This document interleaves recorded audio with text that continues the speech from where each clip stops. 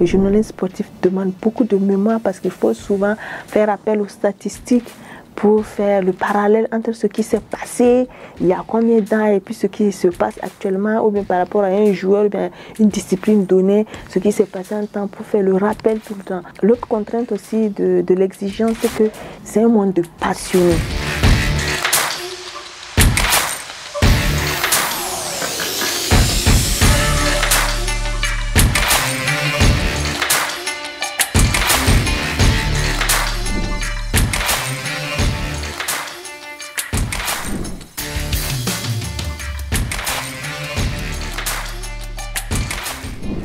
D'une demande de stage, j'ai été cooptée pour intégrer la télévision, et en ce moment, on avait été recruté pour présenter des flashs d'information.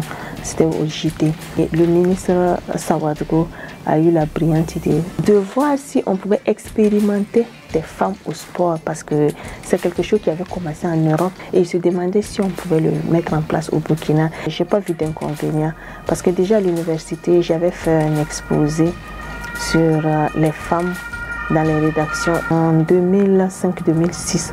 Dans les rédactions burkinabè, surtout dans les desks sport et politique, il n'y avait pas de femmes.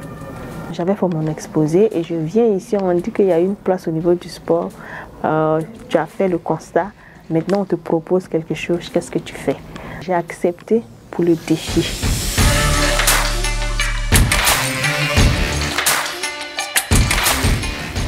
C'est un métier très exigeant parce qu'il y a tellement de disciplines sportives et puis il faut beaucoup connaître les disciplines sportives qui n'ont pas les mêmes règles, qui n'ont pas les mêmes appellations. C'est ça qui fait que c'est un peu compliqué et puis il faut avoir de la mémoire. Le journalisme sportif demande beaucoup de mémoire parce qu'il faut souvent faire appel aux statistiques pour faire le parallèle entre ce qui s'est passé et puis ce qui se passe actuellement, ou bien par rapport à un joueur, ou bien une discipline donnée. L'autre contrainte aussi de l'exigence, c'est que c'est un monde de passionnés. Et quand vous parlez de passion, c'est que les gens prennent leur temps, il y en a qui se cultivent dans cette passion-là, donc la moindre erreur, ça les irrite. Ils ne peuvent pas comprendre que tu puisses faire une erreur par rapport à ça, parce que c'est les passionnés, ils s'y mettent à fond, ils connaissent. Donc ça fait que c'est exaltant et exigeant à la fois. De ce qu'on entend, il y en a qui nous encouragent beaucoup, il y en a qui nous félicitent aussi, il y en a également qui nous donnent des conseils pour qu'on s'améliore, et c'est toujours bien.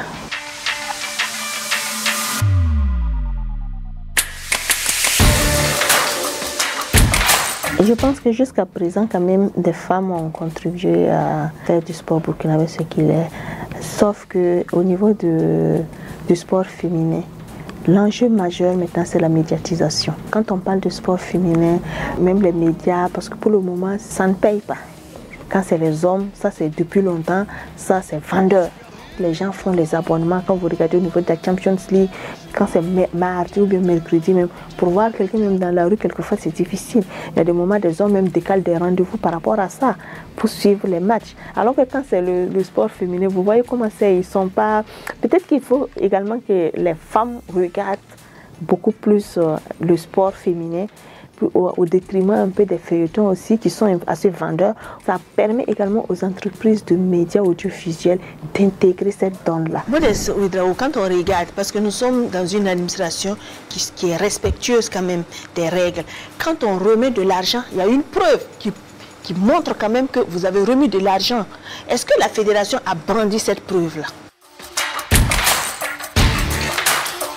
Je pense qu'il n'y a pas grand-chose qui peut participer à l'émancipation de la femme comme le sport.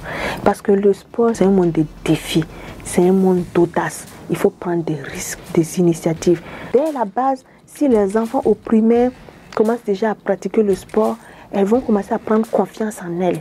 Et au fur et à mesure que tu grandis, cette confiance-là augmente. Et regardez toutes celles même qui sont dans la sphère politique et dans la sphère économique. La plupart ont fait le sport. On n'a pas vécu l'ambiance des stades burkinabè, mais quand même on a vécu l'ambiance du stade et de Jakarta International Stadium dimanche. On va en parler après cet intermède.